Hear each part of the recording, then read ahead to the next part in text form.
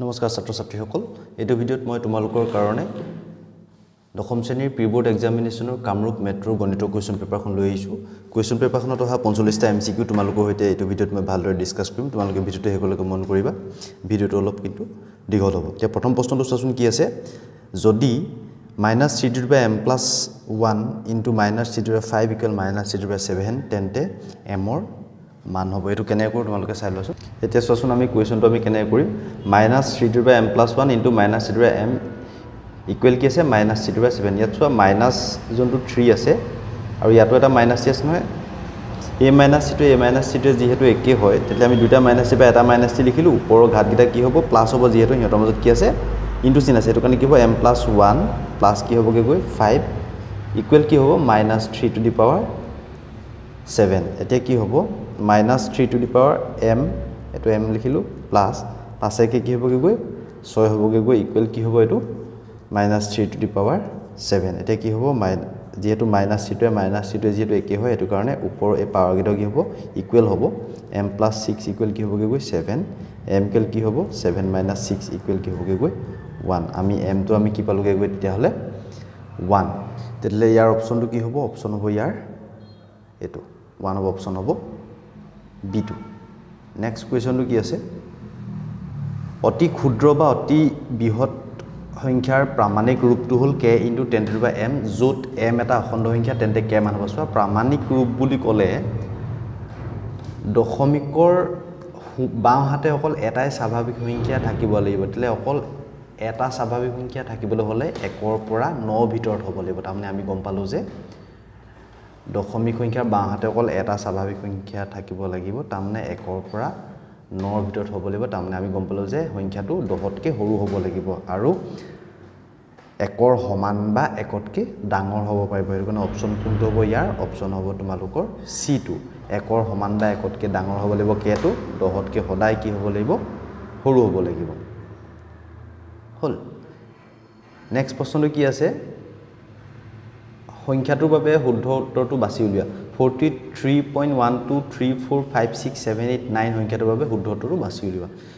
এটো সংখ্যাটো কি হয় যেহেতু এটা মানে হাবধি ইয়াৰ দশমিক বিস্তৃতি আছে বা ইয়াৰ দশমিক বিস্তৃতিটো কি হয় পৰিসমাপ্ত হয় কাৰণ 123456789 ত শেষ হৈ গৈছে নহয় এটো কাৰণে ইয়াৰ দশমিক বিস্তৃতিটো কি হয় পৰিসমাপ্ত বা হাবধি হয় হেতু কাৰণে আমি গম পালো যে সংখ্যাটো পৰিমেয় হয় আৰু যেহেতু হাবধি হয় হেতু কাৰণে হিহঁতৰ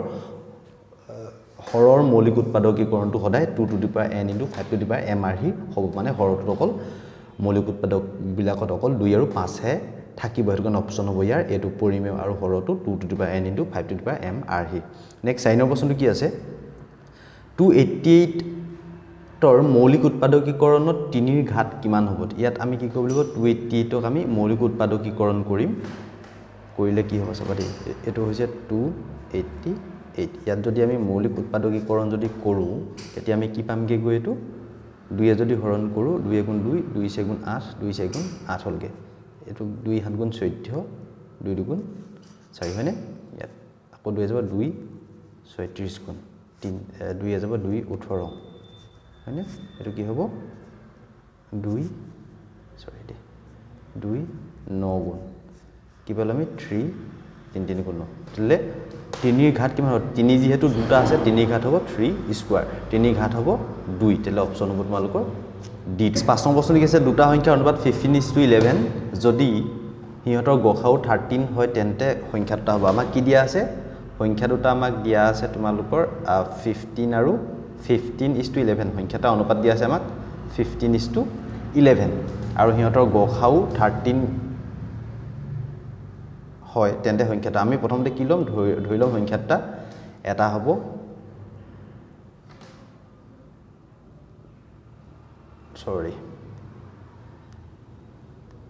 এটা হ'ব আমি ধৰি লম 15x আৰু এটো ধৰি লম আমি কি 11x ইহঁতৰ গসাউ কি হ'ব দুইটাকে যেহেতু অকল x হে হৰণ যাব এটো কাৰণে ইহঁতৰ গসাউ হ'ব x আৰু আমাক দিয়া আছে গসাউটো কিমান দিয়া আছে আমাক 13 দিয়া আছে এটো কাৰণে x ইকুৱেল কি হ'বগে গৈ 13 এটাকে সংখ্যাটা কি হ'ব এটা হ'ব 15 * আমি x ৰ জায়গাত 13 পাতি দিম ইপনে 11 * x ৰ জায়গাত আমি কি পাতি দিম 13 পাতি দিম এতিয়া 15 ৰ লগত আমি 13 ইনটু কৰিলে আমি কি পামগে গৈ 185 পামগে ঠিক তেনেকে 13 ৰ লগত 11 ইনটু কৰিলে আমি কি পাম 1 3 3 1 1 1 1 3 1 1 3 4 1 আমি কি পালো 1 4 3 তেতলে অপশন কোনটোত আছে অপশন হ'ব ইয়াৰ D2 নেক্সট প্ৰশ্নটো কি আছে যদি alpha comma beta are the zeros of যদি আলফা কমা বিটা বহুপদ fx = px - 2x + 3p শূন্য হয় তেন্তে আলফা + বিটা = আলফা + বিটা আৰু আলফা + বিটা = আলফা বিটা তেন্তে p ৰ মান হ'ব আমাক কি দিয়া আছে প্ৰশ্নটো মই ইয়াতে কৈ দিম তোমালোকে চাই লবা কি দিয়া আছে আলফা + বিটা = আমাক কি দিয়া আছে আলফা বিটা দিয়া আছে এটা আমাক দিয়া আছে এতিয়া আলফা + বিটা মানে কি আছিল -b/a -b টো কি আছে -b/a -b ভ্যালুটো আছে -2 এটো কাৰণে মাইনাস হ'ব +2/a ভ্যালুটো আছে এটো p এই ভ্যালু কি আছে p ইকুয়াল কি হ'ব আলফা বিটা মানে কি আছিল c/a c টো আছে 3 এটো আছে p c টো আছে 3p আৰু এটো আছে p 3p/a এটো আছে p এতিয়া আমি এটো যদি pp টো ক্যান্সেল গুছি হলগে তে কি হলগে 3p ইকুয়াল আমি পালো 2 therefore p ইকুয়াল কি হ'ব 2/3 তেতলে অপশন কোনটো হ'ব 2/3 অপশন হ'ব ইয়াৰ b2 নেক্সট প্ৰশ্ন কি আছে যদি ax + bx + c comma a does not equal 0 দ্বিঘাত বহুপদৰ শূন্য দুটা সমান হয় তেন্তে শূন্যটা যেহেতু সমান হয় তেতলে আমি কি গম পাম দ্বিঘাত বহুপদৰ শূন্য দুটা সমান কেতিয়া হয় যেতিয়া b² -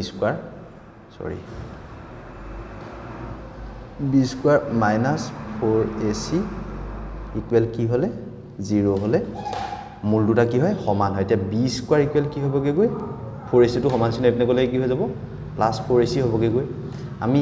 b² টো আমি গম পালো এটা ধনাত্মক সংখ্যা হয় যেহেতু আমি যিকোনো এটা সংখ্যাক যদি -2 কে যদি আমি স্কয়ার কৰো আমি কি পামগে গৈ 4 পামগে গৈ তাৰমানে এটা কি হয় এটা ধনাত্মক সংখ্যা হয় হয়নে হেতু কাৰণে b² আমি গম পালো এটা পজিটিভ সংখ্যা হয় আৰু 4ac টো হেতু কাৰণে পজিটিভে হ'ব লাগিব যেহেতু মাজত কি চিন আছে সমান চিন আছে তেতলে a আৰু c কি হ'ব লাগিব একে চিন যুক্ত হ'ব লাগিব কাৰণ প্লাসে প্লাসে প্লাস হ'ব বা মাইনাসে মাইনাসে প্লাস হ'ব a আৰু c একে চিহ্নযুক্ত হলেহে দুইটা কি হ'ব প্লাস হ'ব কাৰণ b² টো সদায় পজিটিভ হয় হেতু কাৰণে আমি কি গম পালো a আৰু c একে চিহ্নযুক্ত হ'ব লাগিব অপশন হ'ব c2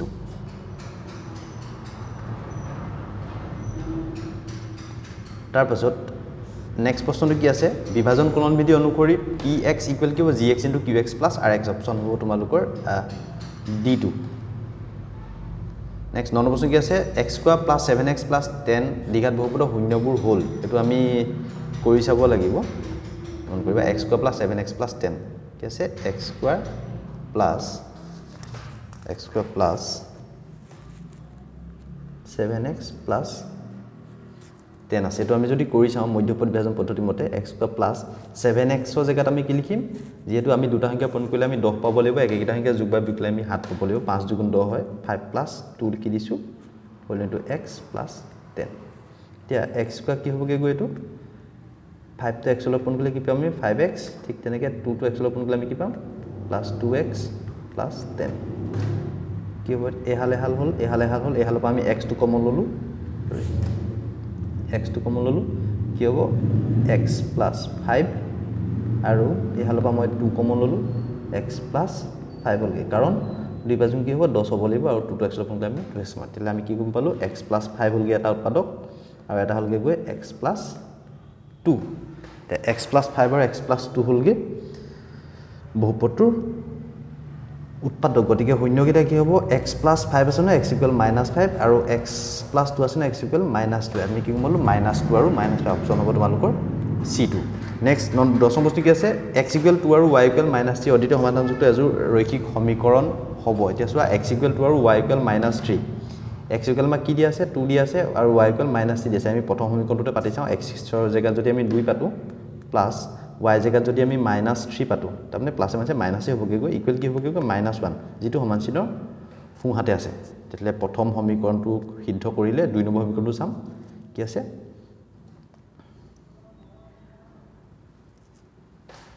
2 পূৰণ x ৰ জায়গাত আমি কি পাতিম 2 পাতিম মাইনাস আছে 3 পূৰণ y জায়গাত আমি কি পাতিম -3 আছে না -3 পাতি দিম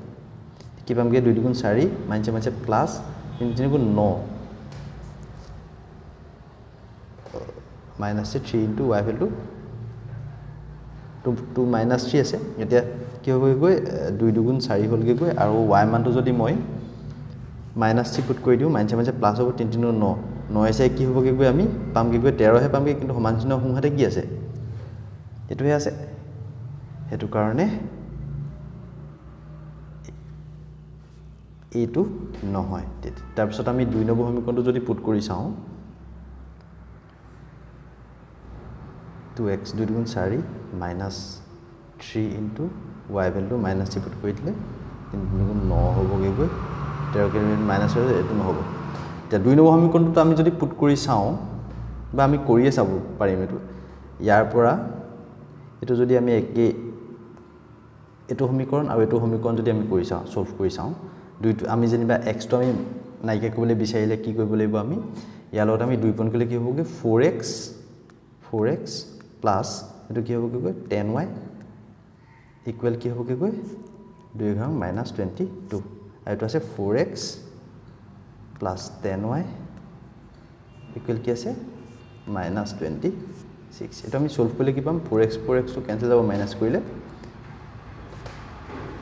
ও 5 দুগুণ 10y এটো 10y কেনসেল যাব এটো নহব তবে 3 নম্বৰ c টোত চাম আমি এটো যদি y টো যদি নাইকিয়া কৰিবলৈ মই যদি বিচাৰো তেতলে এইটো সমীকৰণত মই 2 এটা পূৰণ কৰিম তেতে কি হ'ব 4x minus 2y ইকুৱেল কি হ'ব 2 ঠিক তেনেকৈ সমান চিহ্নৰ হুহাতে কি আছে 3x plus 2y ইকুৱেল কি আছে 0 আছে তেলে আমি একলৰ দুটো আমি যোগে কৰি দিম যোগ কৰিলে কি হ'ব y কেনসেল যাব 4x plus 3x হলে কি হ'বগে গৈ 7x ইকুৱেল কি হ'ব 2 x ইকুৱেল আমি কি পালো 2/7 তেলে এটো অপচনো নহয় x ইকুৱেল টু 2 লব লাগিব তেলে এটো অপচনো নহয় মানে কাৰণ আমি প্লাসে কৰিছো অকল নেক্সট লাস্ট অপচনটো কি আছে ইয়াৰ x - 4y ইয়াতো আমি যদি x টো নাইকে বলছে ইয়াতো 5x আছে ইয়াত 5x আছে হেতু কাৰণে ইয়াতো 5x হ'বলে আমি 5 পূৰণ কৰিম হেতু কাৰণে কি হ'ব 5x minus 5 গুণ 20y ইকুৱেল 5 14 কিমান হ'ব 70 5 14 কিমান হ'ব কি 70 হয়নে নেক্সট ইটো সমীকৰণ কি আছে 5x minus y minus 13 টো সমান চিহ্নৰ ইপিনে গুছি গলে কি হ'ব ইকুৱেল 13 হল এতিয়া এটো 5x কেনসেল এটো প্লাস দি দিলে 20y পৰা y গলে আমি কি পাম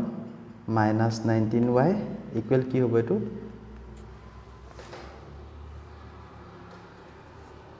10 পৰা 3 গলে আমি পাম তোমালোকৰ 7 ইয়াত হ'ব 6 পৰা 1 গলে আমি পাম 5 তেলে y ভ্যালু আমি পালো 57 ক 19 এ ডিভাইড কৰিলে আমি কি পাম কি কই -3 y মানটো ঠিক আছে উলালে y মানটো উলালে এতিয়া y মানটো -3 টো যদি মই 1 ত বহাই দিও সমীকৰণ 1 টোত যদি মই y মানটো যদি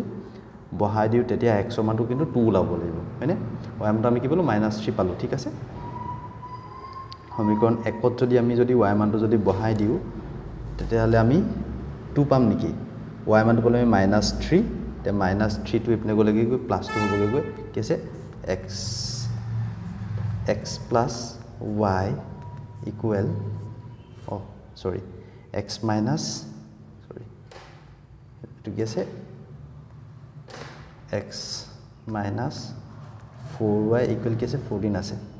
x minus 4 into minus 3 equal 14 hol goi tatia x plus 12 equal 14 x equal ki hobe 14 minus 12 equal ki hobe x to palomi to hetu karone yar শুদ্ধটো হ'ব option D2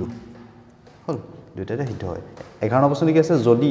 2x plus 3y equal 7 or kx plus 9y equal 15 ৰৈখিক সমীকৰণজোৰ অদ্বিতীয় সমাধান থাকে তেন্তে k এর মান হ'ব এতিয়া অদ্বিতীয় সমাধান হ'বলৈ হলে কি হয় a1 by a2 not equal to b1 by b2 হ'ব লাগিব হয়নে এতিয়া a1 টো কি আছে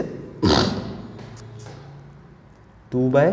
k মই ওপৰতে লিখি দিছো তোমালোকে মন কৰিবা 2 by k not equal to b1 by b2 b1 টো কি আছে 3 by 9 b1 টো কি আছে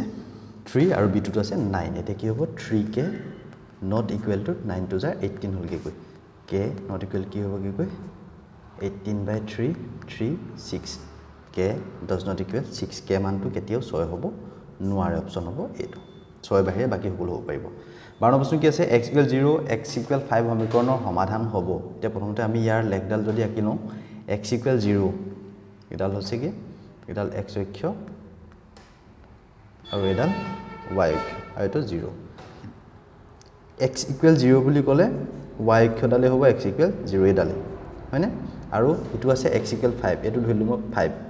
x = 5 আৰু y = 0 হ'ব তেলে x = 5 ৰ লেখডাল এডাল যেহেতু দুইডাল লেখা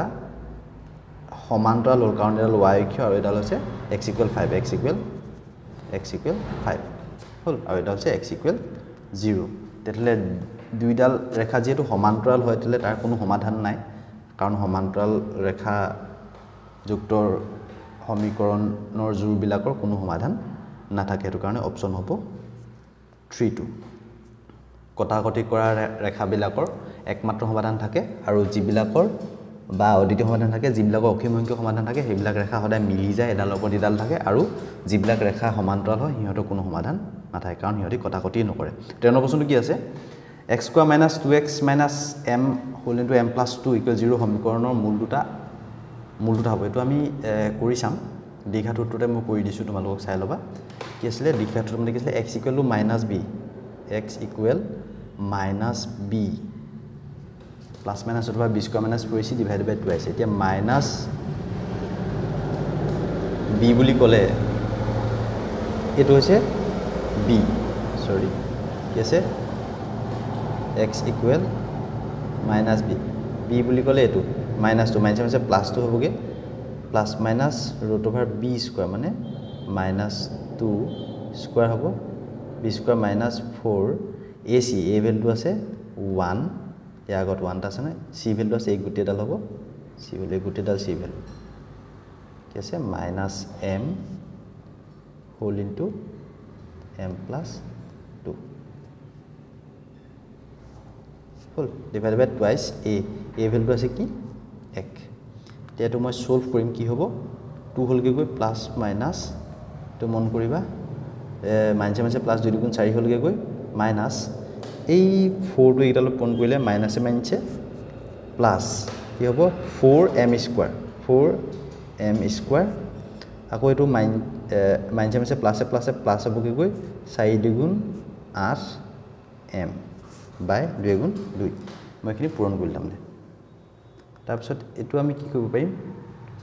2 প্লাস মাইনাস এটো সোৱাচোন a + b হোল স্কয়াৰ ফৰ্মত পৰি আছে 4m² টোক আমি কি লিখিম 2m হোল স্কয়াৰ লিখি দিলু আৰু 4 টোক আমি 2 স্কয়াৰ লিখি দিলু আৰু এই m টোত 2 হোল ইনটু 2m ইনটু 2 আমি লিখিব পাৰিম হেতু কাৰণে এটো কি হ'ব a + b হোল স্কয়াৰ তাৰ মানে কোনটো হ'ব পাৰিব এটো a ভ্যালুটো মই ললো 2m plus 2 whole square হ'ব কাৰণ 4 টোক আমি কি লিখিব পাৰিম 2 স্কয়াৰ লিখিব পাৰিম আৰু 4m স্কয়াৰ টোক আমি কি লিখিব পাৰিম 2m whole square লিখিব পাৰিম ঠিক তেনেকে 8m টোক আমি কি লিখিব পাৰিম 2 into 2m লিখিব পাৰিম হয়নে এটো কাৰণে এটো হ'ব 2m + 2 whole square a value 2m আৰু b ভ্যালু হ'ব 2 হল বাই 2 আছে এতিয়া স্কয়াৰত এই ৰুট পাৰচেন্টটো কেনসেল গলগে ইপিনে কি থাকিলে গৈ 2 প্লাস মাইনাস 2m + 2m + 2/2 এখিনিত প্ৰথমতে প্লাস ললে এটো কি হ'ব 4m প্লাস যদি লৈ লওঁ তেতিয়া কি হ'ব গৈ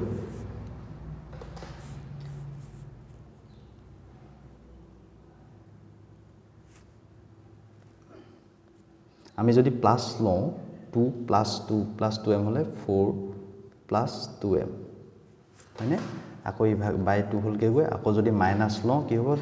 2 - 2 হলে 2m/2 হল তেতলে ইয়া পাছ দিম কমল লওঁ 4 + 2m/2 2m/2 কি ওলালে 4 + 2m/2 এটা আৰু এটা কি লাগে 2m/2 2 এটা তেতিয়াহ'লে 2 2 কেনসেল হৈছিলগে সৰি এটো মাইনাস এটা আহি যাব ইয়াত মাইনাস m যদি মই 2 এটা যদি কমন লওঁ 2 প্লাস m হ'বগে গৈ বাই 2 2 2 কেনসেল m প্লাস 2 এটা হ'লগে গৈ আৰু এটা হ'লগে গৈ মাইনাস m তেতিয়াহ'লে ইয়াৰ অপচন কোনটো হ'ব মাইনাস m প্লাস অপচন হ'ব